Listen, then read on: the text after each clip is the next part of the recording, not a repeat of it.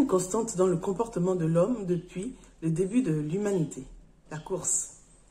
Depuis les 2,5 millions d'années qu'il occupe cette planète, l'homme court. Si le danger est derrière lui, il court pour le fuir. Si son appât est devant lui, il court pour le rattraper. L'homme court, il ne sait que courir, à pied, en voiture, en avion ou après ce qui l'attire. Il tente de rattraper un temps qui s'ingénie à le fuir. Et comme le plus souvent il est en retard, alors il court plus vite. C'est donc un spectacle de me voir courir dans la rue principale de la Sablière. Il faut vous dire que derrière moi, deux blancs se sont mis aussi à courir. Je présume que c'est pour me rattraper et me faire repartir vers cette chambre cellule de laquelle je viens de m'exfiltrer. Alors, je cours pour les distancer. Je cours pour tenter d'aller à Kingele, là où se trouve la vérité que je ne peux pas vous dévoiler pour le moment.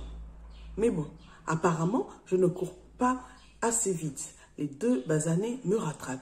« Olivier !» me fait l'un d'eux dès qu'il est à ma portée. « Tu ne pensais quand même pas nous échapper ?» Je fais épuiser par une course qui n'est même pas allée loin. Je tentais de prendre un taxi. « Tu es à peine remis sur pied, tu veux déjà aller retrouver ta petite blague ?» me lance l'autre con. Je le regarde comme si j'allais lui allonger un direct du gauche. C'est là que je me souviens que pour eux, je suis blanc.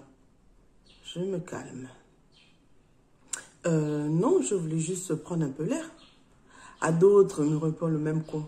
Celui qui a survécu à l'hypercute que je n'ai pas envoyé sur sa face de cochon. Comme si on ne te connaissait pas. Viens, avec nous, on t'emmène au mess. On doit arroser ta résurrection. Sans me demander mon avis, les voilà qui m'entraînent vers ce mess dont je ne connaissais même pas l'existence avant que cette aventure ridicule me tombe dessus. On entre dans le mess. Un endroit incroyable, je vous dis. Le genre d'endroit planté au cœur de Libreville dans lequel les Noirs gabonais de Moulengi-Binza n'ont pas accès.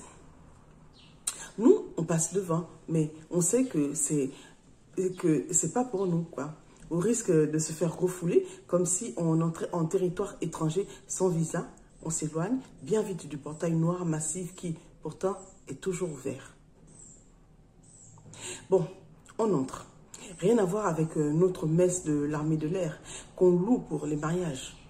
Quand les Blancs font des choses pour eux-mêmes, s'ils sont chez vous, ils le font avec leurs normes, leur sensibilité, leur histoire, leur goût. On se croit même directement en France, à l'architecture, aux décorations, aux tableaux. Même le portrait du président n'est pas le même. Il y a une résidence hôtelière Océane avec piscine. On va au bar. Ici, rien à voir avec nos décorations. Sur les tablettes, il n'y a pas les napperons. Nous, on aime trop les napperons, surtout à Kingele. Si tu entres dans une maison de Gabonais au quartier et tu captes que le salon n'est pas décoré de napperons sur les tablettes et jusque sur les dossiers des fauteuils, juste pour nous mentir que c'est la maîtresse de maison qui les a elle-même brodés, pose-toi des questions. D'ailleurs, c'est presque toujours le même chat qui est brodé sur ces napperons. La gabonite va avec la napperonite. C'est comme ça. C'est pas un débat. On va au bar. Ils me font servir un ricard. J'ai bien voulu demander une régate, mais bon, comme je suis maintenant blanc, comme eux, il faut que je me fonde dans leurs habitudes. C'est là qu'un type vient vers nous, le genre de vieux blanc. Vous savez, qui a passé 50 ans au Gabon et qui n'est plus adapté à la vie en Occident. Il connaît tout du Gabon, mieux qu'un Gabonais. Il est bourré de rides. Tu sens qu'il a été dans les chantiers forestiers. Il a même dû rencontrer du Chahut, Albert Schweitzer, Léomba et ABB, tellement il a la mémoire qui remonte à la préhistoire du pays. Tout de suite, il m'attaque. Alors, les VSN, comment allez-vous? Mais Olivier, que fais-tu ici? Si frais, si en appoint, alors qu'un Gabonais t'est tombé dessus du ciel et que tu es entré dans le coma. C'est étrange que tu ne sois pas mort. Quand un nègre te tombe sur la tête, fiston, rien que le poids de sa bêtise t'assomme pour le restant de tes jours. » Et il s'étale sur un rire sarcastique. Donc, nous sommes des volontaires du service national. Mais son discours me tamponne le ciboulot. 3 siècles d'esclavage me remontent au cerveau. Alors, je me place en instance de lui sortir ma réplique Kalachnikov quand, soudain, j'entends le premier con de mes potes lui dire tout de go. Mais toi, cher Michel, tu restes l'énigme la plus insondable de l'expatriation. Tu vis ici depuis 20 ans, tu as eu des femmes et des enfants gabonais après en avoir fait en France, tu es intégré dans cette société et pourtant, quand tu es avec nous, tu leur voues un mépris sans pareil. Je ne te comprends pas. Ne cherche pas à me comprendre, petit. Tu ne verras jamais tu ne verras jamais ce que moi j'ai vécu en Afrique. Ces gens ne sont pas faits pour le développement. Ils ne te respectent que quand tu les tyrannises. Il faut les tenir en laisse pour espérer les faire avancer. Ce sont de grands paresseux. Mais voyons, reprend mon pote con, qui n'est finalement pas si con que ça. Je ne suis pas d'accord. Les Gabonais sont chaleureux, avenants et respectueux quand ils comprennent que tu as la même attitude vis-à-vis d'eux. Depuis que je suis ici,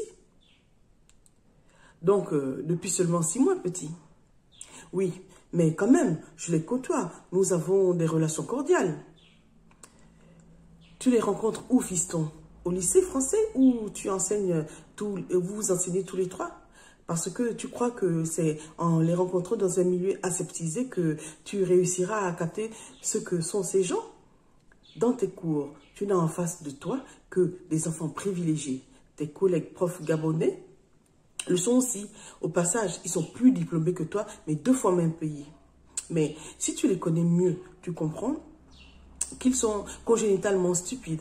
Malheureusement, quand tu es arrivé, tu as reçu un briefing de sécurité au cours duquel on t'a dit que dans quelle zone circuler, dans quel magasin faire tes courses, où t'amuser. Et de fait, tu n'as aucune chance de rencontrer un vrai Gabonais. Mais c'est violent ce que tu dis.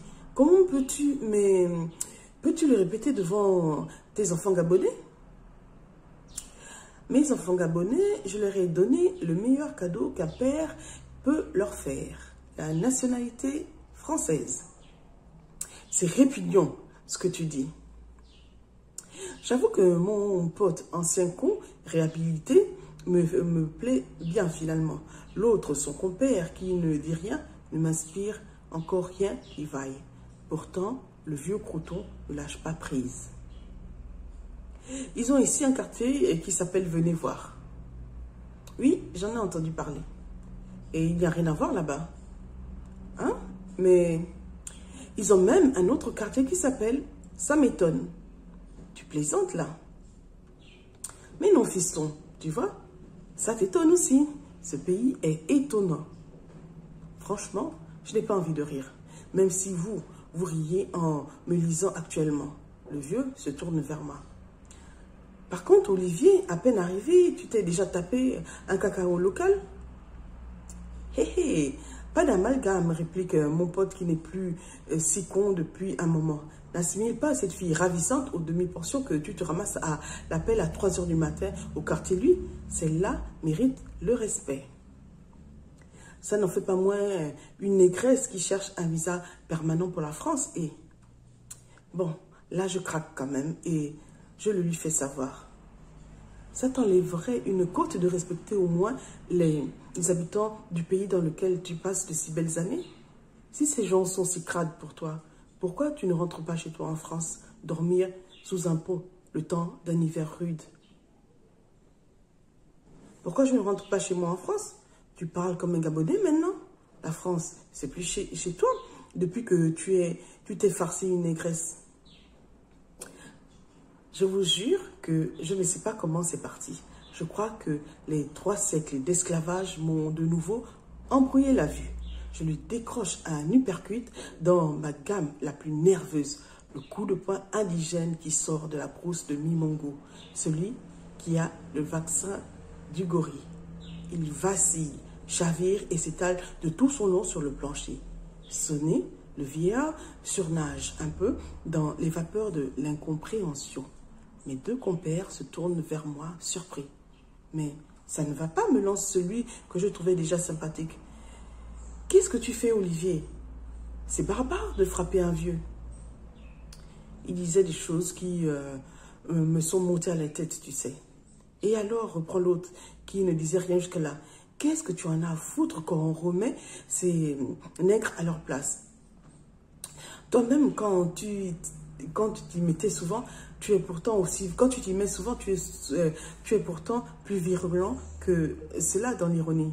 Personne ne t'en a jamais tenu rigueur. Il m'est même arrivé de penser que tu es le plus raciste de nous tous, Olivier. Voilà que je me retrouve dans le corps d'un blanc raciste. C'est une plaisanterie ou quoi? Alors, allez, pour donner le change, j'aide le vieux à se relever et je me fends en excuse. Les choses sont parties très vite et je n'ai pas contrôlé mon bras qui, à la limite, m'a un peu désobéi. Le vieux, bien que surpris, n'est pas rancunier. Il accepte les excuses. M'impose de lui offrir un verre qu'il vide au clairon et annonce qu'il se retire. Avant de partir, il me regarde quand même d'un air songeur. La vie est une cascade d'or. Il accepte les excuses, m'impose de lui offrir un verre qu'il vide au clairon et annonce qu'il se retire. Avant de partir, il me regarde quand même d'un air songeur. La vie est une cascade d'événements, me dit-il. Certains phénomènes sont compréhensibles, d'autres pas. J'ai certes commis des erreurs dans ma vie et je comprends que tu m'en veuilles. Ce qui compte, c'est qu'au crépuscule, quand la fin du monde se présente à ta porte, tu sois en capacité de comprendre quel a été ton vrai parcours, ce que tu as apporté à ce monde et surtout ce que tu rapportes avec toi comme expérience auprès du Père. Nous avons fait une plongée dans ce livre, un recueil de nouvelles dont le titre est « L'étrange expérience de Moussavou ». Il s'agit d'un recueil de nouvelles écrit par Omer Tougou et qui est paru aux éditions Symphonia il y a à peine quelques mois. Voilà. Vous pouvez retrouver le livre en format électronique et en format papier sur Amazon et bien sûr dans les librairies à Libreville. Voilà. Je vous en souhaite une bonne découverte et surtout une bonne lecture. Bye bye et à la prochaine.